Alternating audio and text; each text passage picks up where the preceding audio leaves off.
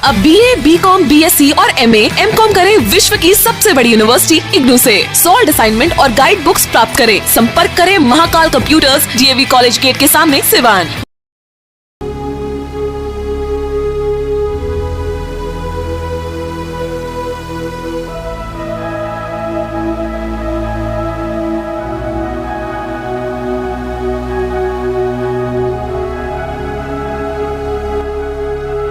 नमस्कार, आप देख रहे हैं ATN लाइव और मैं हूं चंदन। आप मेरे पीछे के इस बैकग्राउंड को देख करके सोच रहे होंगे कि हम किसी जंगल में खड़े हैं, लेकिन आपको बताते चलें कि हम किसी जंगल में खड़े नहीं हैं, बल्कि शहर का एक ऐसा धरोहर जिसका नाम हम रखने जा रहे हैं एकता इंडोर स्टेडियम, और उसी जगह पे खड़े हैं। और आज जिस तरीके से एकता इंडोर स्टेडियम की जो हाल हुई है, लग रहा है कि पूरी तरीके से जंगल हो गया है। अब हम अपने कैमरामैन से कहेंगे कि दिखाएं इस पूरे तस्वीर को कि किस तरीके से जंगल नुमा हो गया है एकता इंडोर स्टेडियम का जो कैंपस है। पूरे इलाके को एक बार घुमा करके कैमरे को दिखाएं कि क्या कुछ स्थिति हो गई है। आपको ऐसा लग रहा है कि एकता इंडोर स्टेडियम है, जिस एकता इंडोर स्टेडियम को सिवान के पूर्व सांसद मरहूम शहाबुद्दीन बनवाया था। इस सोच से स्टेडियम को बनवाया था कि ताकि यहाँ पे जो खिलाड़ी होंगे वो आएंगे, बाहर से खिलाड़ी होंगे वो आएंगे और यहाँ पे कुछ बड़ा खेल के लिए किया जाएगा। और इसी की सोच के तहत इस एकता इंडोर स्टेडियम को बनाया गया था। देखिए इस बिल्डिंग को देखिए, यही है एकता इंडोर स्टेडियम। देखिए कितनी बड़ी बिल्डिंग, एकता इंडोर स्टेडियम इसका नाम है।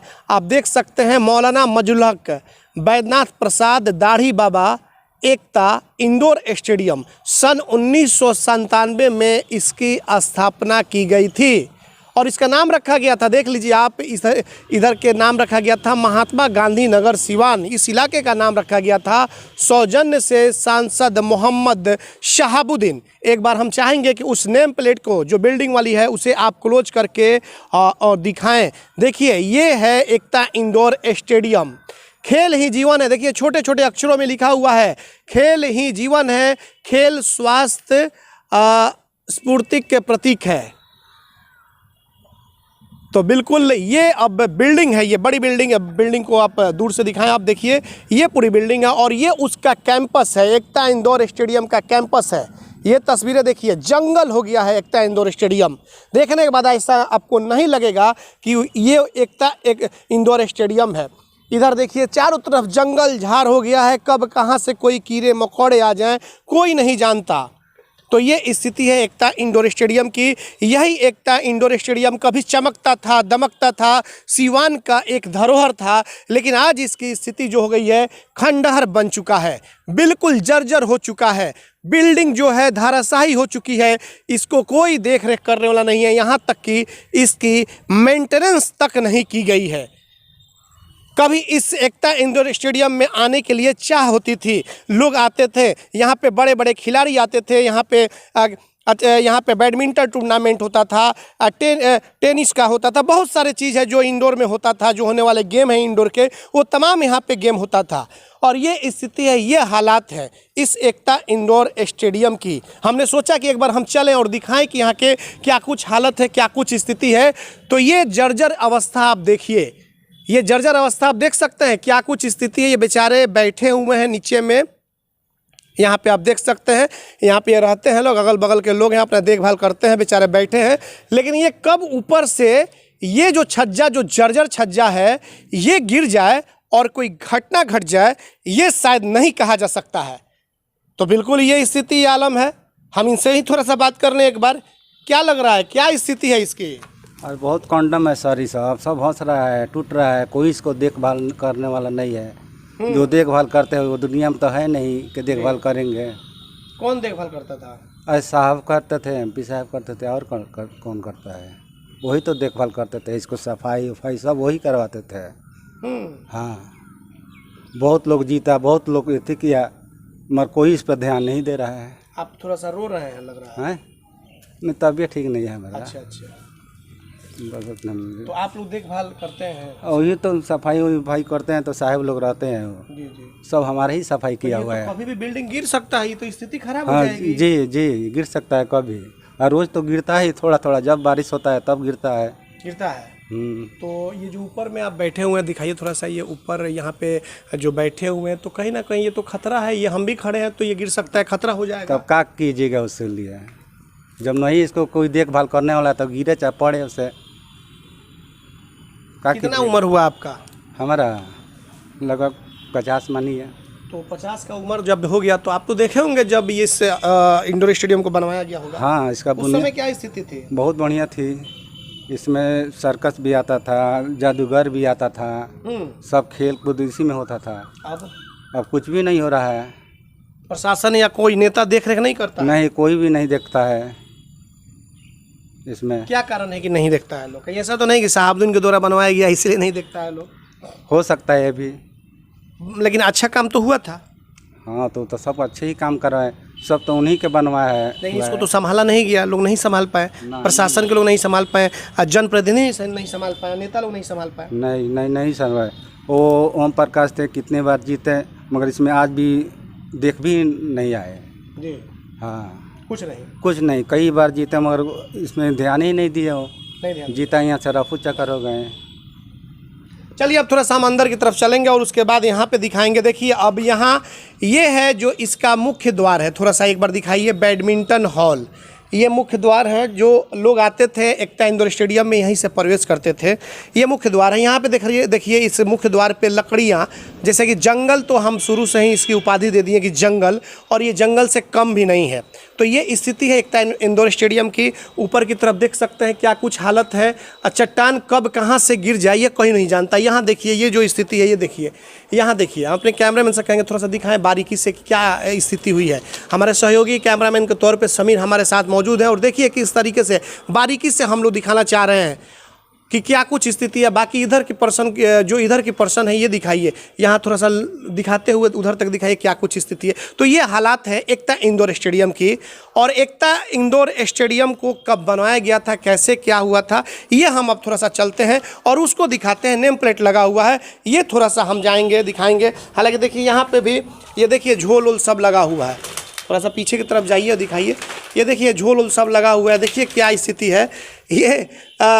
देखिए यहाँ पे आप देख सकते हैं झोल लगा हुआ है। देखिए कितना झोल लगा हुआ है, थोड़ा सा हम चाहेंगे कि दिखाइए। देखिए झोल कितना लगा हुआ है, ये हाथों में हमारे झोल तक आ जा रहे हैं। देखिए सफाई करना पड़ रहा है। ये स्थिति ऐसा लग रहा है कि जब से ये बना है तब से इसकी साफ़ सफाई नहीं हुई है। ये देखिए इंट्री गेट पे कितनी अच्छी व्यवस्था है कि पूरा झोल लगा हुआ है। बर्बाद कर दिया गया इस एकता इंडोर स्टेडियम को, सीवान के इस धरोहर को बर्बाद कर दिया गया। वो तमाम लोग इसके दोषी हैं जो मेंटेनेंस नहीं कर सके, और तमाम लोग इसको बर्बाद करने में लग गए। इसके देखिए कब इसे बनाया गया था, तो यहाँ पे आप देख सकते हैं ये जो बोर्ड पे लिखा हुआ, हम शुरू से दिखाएंगे।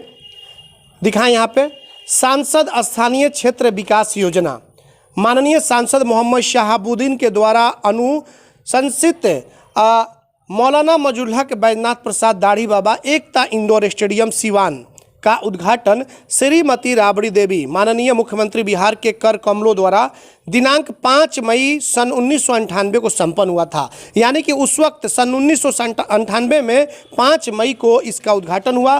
राबड़ी देवी बिहार की मुख्यमंत्री थी और उस समय इसका उद्घाटन किया गया था। लेकिन आज जो हाल है इस एकता इंडोर स्टेडियम का जर्जर हाल हो गया है, और मोहम्मद शहाबुद्दीन ने इसको बनाया था। जो मोहम्मद शहाबुद्दीन अब इस दुनिया में नहीं रहे, तो कम से कम इसकी देखरेख करनी चाहिए थी, चाहे प्रशासन के लोग हों, चाहे और भी जो जनप्रतिनिधि हैं, उनको कम से कम देख रेख करना चाहिए था। क्योंकि एक सीवान का बहुत बड़ा धरोहर था और आज बिल्कुल जर्जर स्थिति में हो गई। बिल्डिंग में तो आने में डर लग रहा है कि बिल्डिंग कब गिर जाएगी, कहाँ से क्या हो जाएगा। अब थोड़ा सा हम ये मेन गेट जो देखिए इसकी क्या स्थिति है, इसकी भी वही स्थिति है, बिल्कुल ख़त्म होने के कगार पर ये हो गया है। अब हम चाहेंगे कि थोड़ा सा अब अंदर के भी दिखा दें, हालांकि गेट बंद है, लेकिन हम चाहेंगे अपने कैमरामैन से थोड़ा सा बैठे और बैठ करके उसको भी दिखाएं कि उसकी क्या स्थिति है, अंदर के क्या कुछ स्थिति है। तो अंदर के जो हालात हैं वो आप देख सकते हैं कि अंदर के क्या हालात हैं। ये तस्वीरें देख करके बयान हो रही हैं, चारों तरफ से हम दिखा रहे हैं क्या कुछ स्थिति है, क्या कुछ हालात हैं। ये है अंदर की तस्वीर। सामने देख सकते हैं आप, स्टेज है। इसी स्टेज पे कार्यक्रम भी होते थे। कई जादूगर, कई सर्कस जादूगर वाले लोग या कई इंदौर में जो कार्यक्रम होता था ये तमाम यहाँ पे आते थे। बच्चे से लेकर के महिलाएं तक लोग आते थे। और एक चीज़ आपको बताते चले कि बैडमिंटन की बहुत बड़ी खिलाड़ी आई हुई थी, लेकिन आज नहीं हम पर्दा खोलेंगे, इस पर हम कल भी बात करेंगे कि आखिर कौन कौन लोग यहाँ पे आए थे। देश के बड़े बड़े ख्याति प्राप्त यहाँ पे प्लेयर आकर के इस एकता इंडोर स्टेडियम में जलवा अपना बिखेर चुके हैं। और ये स्टेडियम के जो हालात हैं, जो स्थिति है, बिल्कुल जर्जर अवस्था में है। देखिए क्या कुछ स्थिति हो गई है। आखिरकार कौन है दोषी? क्या आपको बताते चले कि जिस तरीके से मोहम्मद शहाबुद्दीन ने इसे बनाया था, तो क्या अगर कोई बनवा दिया था तो क्या कोई गलती कर दिया था? क्या क्यों नहीं आखिर इसकी मेंटेनेंस की गई? क्या कारण रहा? मुझे तो ऐसा लग रहा है कि सिर्फ शहाबुद्दीन का सिर्फ नाम रहा कि शहाबुद्दीन ने बनवाया, और इसी को लेकर के जो लोग उसके बाद से आए वो इसकी मरम्मत तक नहीं करवाए, इसको सही तरीके से मेंटेनेंस नहीं रखे। जो स्थिति आज हो गई है कि आज यह बिल्डिंग गिरने के कगार पे है। देख सकते हैं, कभी भी कुछ भी हो सकता है। ये देखिए तस्वीर। हमने सोचा कि चल करके ग्राउंड रिपोर्ट दिखाए। ये शहर की स्थिति है एकता इंडोर स्टेडियम की। हम भी जा रहे हैं और दिखा रहे हैं, लेकिन कब ये चट्टान गिरेगा, कब खतरा कर जाएगा, ये कोई नहीं जानता है। लेकिन ये आप स्थिति को देख सकते हैं कि क्या कुछ आलम है, क्या कुछ हालात है। एकता इंडोर स्टेडियम, वाह भाई वाह, देखने के बाद से तो दिल रो रहा है कि कभी सिवान के सांसद हुआ करते थे मोहम्मद शहाबुद्दीन, उनके द्वारा इस स्टेडियम को बनवाया गया था। और आज इस स्टेडियम के क्या कुछ हालात हो गए, देखने के बाद से आपको लग रहा है कि कब ये गिर जाएगा कोई नहीं जानता है। ये स्थिति है, ये हालात हैं स्टेडियम के। अगर इसकी मेंटेनेंस की गई रहती तो कम से कम आज ये एक धरोहर के रूप में रहता, लेकिन इसकी रंगाई पुताई तक नहीं की गई। इसे बर्बाद कर दिया गया। आखिरकार बर्बाद करने वाला कौन है? क्यों बर्बाद किया गया इस स्टेडियम को? क्यों नहीं इसकी मरम्मत की गई? क्यों नहीं इसकी रंगाई पुताई तक करवाई गई? मुझे लग रहा है कि शायद इसलिए क्योंकि मोहम्मद शहाबुद्दीन ने इसे बनवाया था, और इसीलिए कि शहाबुद्दीन का विकास जो है वो सिवान के लोगों के सामने था, और कुछ नेता चाह रहे थे कि विकास दिखाई न दे, और इसीलिए इसे छोड़ दिया गया। और इसीलिए इसके हालात पर इस तरीके से छोड़ दिया गया ताकि जर्जर हो जाए। लेकिन उन्हें यह नहीं लगा कि सिवान की यह धरोहर है। कहा जाता है कि आदमी खराब हो या अच्छा हो, कहने का मकसद तात्पर्य यह है कि अगर कोई व्यक्ति अगर खराब ही हो और मंदिर या मस्जिद बनवाता है तो क्या सभी लोग पूजा करने नहीं जाते हैं? बिल्कुल जाते हैं। और इसी तरीके से इस स्टेडियम को बनवाया गया था। जाहिर सी बात है अगर इसकी मेंटेनेंस की गई रहती, एक बार फिर से देखिए इस शिलापट को, राबड़ी देवी जब मुख्यमंत्री थी उस समय इसको बनवाया गया था, और उसके बाद से ये जंगल नुमा हो गया है। देखिए कि कैसे यहाँ पे क्या कुछ रखा गया है। बिल्कुल लकड़ियाँ यहाँ पे रखी गई है, पूरी तरीके से जंगल बना दिया गया है इस एकता इंडोर स्टेडियम के परिसर को। प्रशासन के लोगों का भी ध्यान नहीं है, और नेताओं को तो ध्यान है ही नहीं, क्योंकि नेता तो सिर्फ अपने ही बनाने के चक्कर में लगे हुए हैं। चाहे कोई भी नेता हो, छोटा हो या फिर बड़ा हो, कोई किसी को सुनने वाला नहीं है। जनता के बारे में कोई नहीं सोच रहा है, बस सिर्फ अपना काम बनता, भाड़ में जाए जनता। और ये स्थिति है, ये कहावत चरितार्थ हो रही है। तो देखिए ये यहाँ पे जर्जर जो हालात हैं एकता इंडोर स्टेडियम के। अब कौन कौन लोग कब कब क्या आए थे, ये तमाम चीज़ें हम बताएंगे, लेकिन उसके लिए थोड़ा सा दूसरे एपिसोड की तरफ चलना होगा। ये जो एपिसोड है ये हमारा पहला एपिसोड है, और पहले एपिसोड में हमने आपको दिखाया कि क्या कुछ स्थिति है एकता इंडोर स्टेडियम की। एकता इंडोर स्टेडियम किस तरीके से धाराशायी हो गया, और कौन से लोग इसके धाराशायी होने के वो कौन से लोग हैं जिसका कसूर है सबसे बड़ा धाराशाही करने में, कौन से लोग शामिल हैं। आखिर क्यों नहीं इसकी मरम्मत की गई, क्यों नहीं इसकी पुताई की गई? क्योंकि एकता इंडोर स्टेडियम एक धरोहर के रूप में था, और उसके बाद से जब इसकी हालत, इसकी आलम यह हो गई, तो फिर अब क्या माना जाए कि खेल प्रेमियों के लिए कुछ दूसरा मिल सकता है क्या? जब बना बनाया को बर्बाद कर दिया गया तो अब फिर नया कहाँ से मिलेगा? यह लोग सोचने पर मजबूर हो गए हैं। और उसके बाद से जिस तरीके से जो हालात है, जो स्थिति है यहाँ पे आने के बाद से, आज देखने के बाद से ऐसा लगा है कि इस स्टेडियम को जीर्णोद्धार तो नहीं किया गया, लेकिन अब बर्बाद जरूर कर दिया गया। जिला प्रशासन ने भी इसकी रंगाई पुताई तक नहीं की, जर्जर जो बिल्डिंगें थी उसको बनवाने का काम नहीं किया। ठीक इसी तरीके से हम आपको दूसरे एपिसोड में दिखाएंगे कि आखिरकार कौन कौन से खेल प्रेमी, देश की चर्चित खेल प्रेमी तक यहाँ पे पहुँचे हुए थे और इस एकता इंडोर स्टेडियम में यहाँ पर बैडमिंटन टूर्नामेंट जो कि एक देश लेवल पर हुआ था, वो तमाम लोग इसमें हिस्सा लिए हुए थे। दूसरे एपिसोड में हम आपको दिखाएंगे। आज बस इतना ही। एटीएन लाइव पे पहला एपिसोड था एकता इंडोर स्टेडियम को लेकर के, और जिस तरीके से मोहम्मद शहाबुद्दीन के द्वारा इस स्टेडियम को बनाया गया था उसे बर्बाद करने का काम किया गया। हमारे सहयोगी समीर के साथ चंदन कुमार, एटीएन लाइव सिवान।